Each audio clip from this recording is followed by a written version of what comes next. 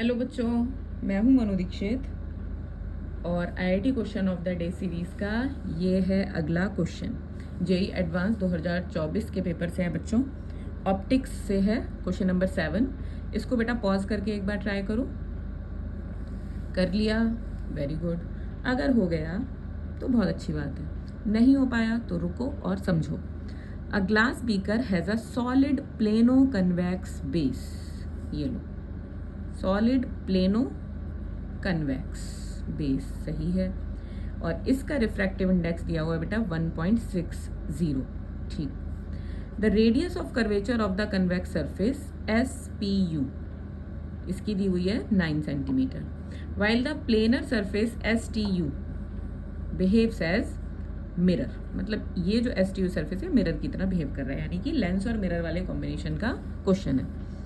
This beaker is filled with a liquid of refractive index N। एक और liquid भर दिया है इसमें ऊपर से, और इस लिक्विड का रिफ्रैक्टिव इंडेक्स बेटा N है, और कहाँ तक भरा है? QPR लेवल तक।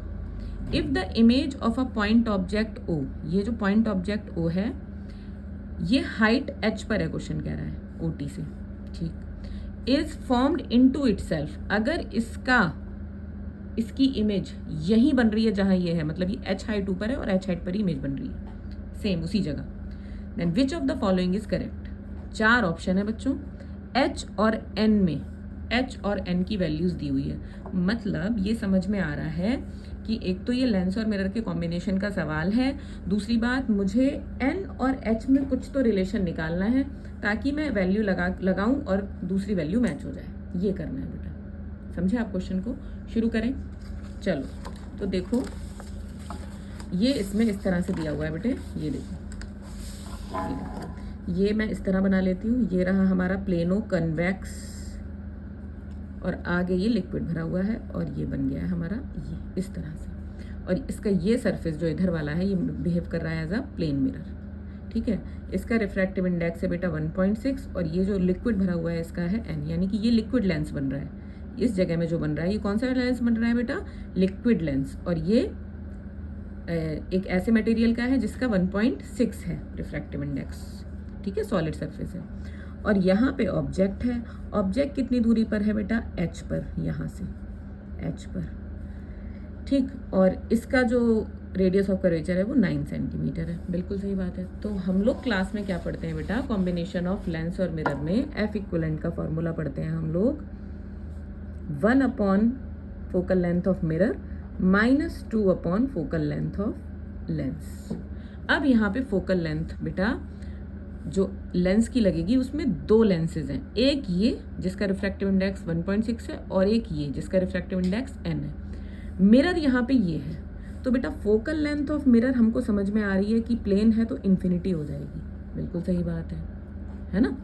अच्छा, अब मुझे यहाँ पे FL और पता करना है। अब लेंस बेटा 2 है, तो क्या मुझे यहाँ पर FL का इक्विवेलेंट, मतलब FL 2 लेंसेज का निकालना पड़ेगा इक्विवेलेंट फोकल लेंथ। तो 2 लेंसेज के इक्विवेलेंट फोकल लेंथ का फॉर्मूला होता है 1/f1 प्लस 1/f2। यही होता है बेटा, बिल्कुल सही बात है, यही होता है। अब क्या मैं यहाँ से पहले 1/f1 निकाल लूँ बच्चे? तो 1/f1 का फॉर्मूला यहाँ मैं लेंस मेकर फॉर्मूला लगाऊंगी, n-1 ब्रैकेट में 1/r1 माइनस 1/r2। तो n कितना है इसका रिफ्रैक्टिव इंडेक्स? 1.6 माइनस 1/r1, ये r1, तो r1 कितनी हुई इसकी? पहले लेंस की बात कर रही हूँ, r1 हो गई बेटा इन्फिनिटी, और माइनस 1/r2। बेटा इसका सेंटर इधर पड़ेगा, इस वाले सरफेस का सेंटर इधर पड़ेगा, और ये इंसिडेंट रेज आ रही है, तो मैं अपोजिट चलूंगी इंसिडेंट रे के नापते हुए, तो r2 बेटा माइनस में होगी कितनी? -9। ठीक, 1/इन्फिनिटी कितना हो गया बेटा? 0, तो 1/f1 बचा बेटा 0.6/9। ठीक है। अब ऐसे ही मैं 1/f2 निकाल लूँ बेटा, 1/f2 फिर से n-1, इसका तो रिफ्रैक्टिव इंडेक्स n ही है, -1/r1।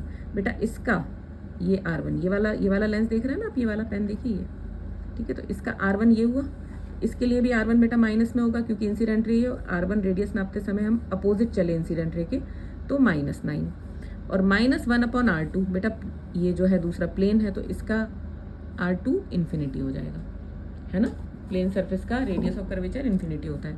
ये फिर से क्या हो गया बेटा? 0, तो 1/f2 कितना आ गया बेटा, n - 1/-9 या फिर 1 - n/9। ठीक, अब मैं क्या कर रही हूँ, मैं ये वैल्यू इसमें पुट करके FL निकाल लेती हूँ। तो FL बेटा आ जाएगा 1/f1, 1/f1 पूरे की, या एक काम करते हैं, पूरे डायरेक्ट की मैं यहीं पर लगाऊंगी, ठीक है, एक साथ लगाते हैं वैल्यू। तो 1/FL की वैल्यू 1/f1 + 1/f2 है। तो अब मैं ये फॉर्मूला उठा लूँ कि मैं F इक्वलेंट निकाल लूँ। तो 1/F equivalent is equal to 1/FM, mirror की फोकल लेंथ इन्फिनिटी, -2। अब बेटा 1/FL, तो 1/FL की जगह 1/F1 + 1/F2, तो 1/F1 है बेटा 0.6/9 और -1/F2 है बेटा, प्लस लगेगा यहाँ पर, है ना, 1/F1 + 1/F2, ये लगेगा 1 - n/9। ठीक है, ये हो गया बेटा फिर से 0। तो 1/F इक्वलेंट बेटा कितना आया, -2 और 9 कॉमन ले लूँ, अंदर बचेगा बेटा ये 1.6 - n। अब देखो जो इक्वलेंट फोकल लेंथ है वो माइनस में आ रही है, किस में आ रही है, यहाँ पर मेरी माइनस में। तो माइनस का मतलब ये हुआ बेटा कि ये कौन सा मिरर है, कनकेव मिरर है।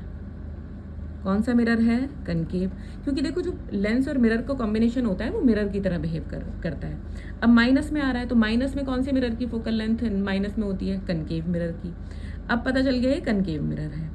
अब कनकेव मिरर के केस में क्वेश्चन कह रहा है कि जहां पे ऑब्जेक्ट है वहीं पर इमेज बन रही है, जहां पर ऑब्जेक्ट है वहीं पर इमेज बन रही है। तो ऐसा तो तभी होता है कनकेव मिरर के केस में जब ऑब्जेक्ट एट सेंटर हो, तो इमेज भी एट सेंटर ही बनती है ना। यानी कि ऑब्जेक्ट रखा हो 2f पर, कितने पर रखा हो, 2f पर, तो इमेज भी कितने पर बनती है, 2f पर। बिल्कुल सही बात है। यानी कि क्या ये h जो होना चाहिए, ये जो h होना चाहिए वो रेडियस होना चाहिए, मतलब रेडियस डिस्टेंस में, यानी कि 2f double of focal length. बिल्कुल सही बात है। तो यहाँ पे लगेगा F इक्वलेंट। तो यहाँ पर मैं h इज इक्वल टू 2 और यहाँ पर F इक्वलेंट की वैल्यू लगाऊंगी। तो यहाँ पर हो जाएगा बेटा, यहाँ इसमें जब लगा रहे हैं तो यहाँ पर डायरेक्ट लगाते हैं, तो ये हो जाएगा 9/2 और ब्रैकेट में 1.6 - n। बिल्कुल सही बात है। यहाँ 2 से 2 क्या हो गया बेटा, कैंसिल। h कितना आया बेटा, 9/1.6 - n, ये आ गई वैल्यू। ठीक, रिलेशन आ गया h और n में। अब मेरे सामने स्टेटमेंट है 4।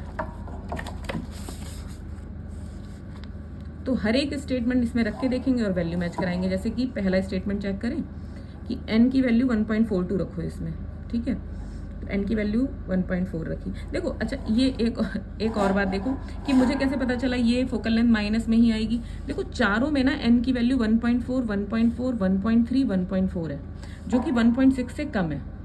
ठीक है, तो ये वैल्यू जो ऑल ओवर, ये जो वैल्यू बचेगी वो पॉजिटिव बचेगी चारों के केस में, चारों स्टेटमेंट में।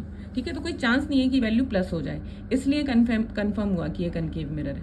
ठीक है, अगर इसमें एक भी वैल्यू ऐसी होती 2 या कुछ ऐसा, तब हम सोचते कि हाँ भाई देखते हैं कि वैल्यू तो प्लस में भी बच सकती है। ठीक है, क्योंकि ये टर्म नेगेटिव हो जाती अगर ये वैल्यू ज़्यादा होती तो।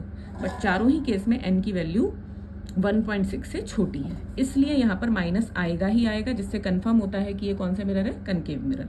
ठीक है, अब यहाँ पर मैं n की वैल्यू लगा के देखती हूँ 1.42। चलो, तो h इज इक्वल टू 9/1.6 - 1.42। तो h की वैल्यू आई बेटा 9/ और ये आ जाएगा बेटा 0.18, 18×5 = 90। तो बेटा h आ गया, कितना आया बेटा, ये पॉइंट हटा के 2 0 लगेंगे, तो ये आ गया बेटा 50 सेंटीमीटर। क्या फर्स्ट ऑप्शन ही मैच हो गया? जी हाँ, फर्स्ट ऑप्शन ही मैच हो गया। तो इस तरह के जो ये फॉर्मूला हम लोग कंसेप्ट में पढ़ते हैं, जब हम चैप्टर पढ़ते हैं ये फॉर्मूला पढ़ते हैं बेटा। ठीक है, तो ऑप्टिक्स के तो बहुत सारे सवाल प्रैक्टिस कीजिए, खूब सवाल लगाइए बेटा। आज मैंने अगर ऑप्टिक्स का 1 सवाल करा है तो आप कम से कम 10 सवाल करो ऑप्टिक्स के, PYQs करो, एडवांस लेवल के ही करो। ठीक है, तो ध्यान रखना बेटा, थोड़ा चलना है लेकिन रोज चलना है। Consistency is the key to success. ठीक, तो कंसिस्टेंट रहिए, डेली उसी वो चीज़ करनी है तो करनी ही है। ठीक है, ये करना है, न्यूमेरिकल्स प्रैक्टिस करने हैं तो करने ही है।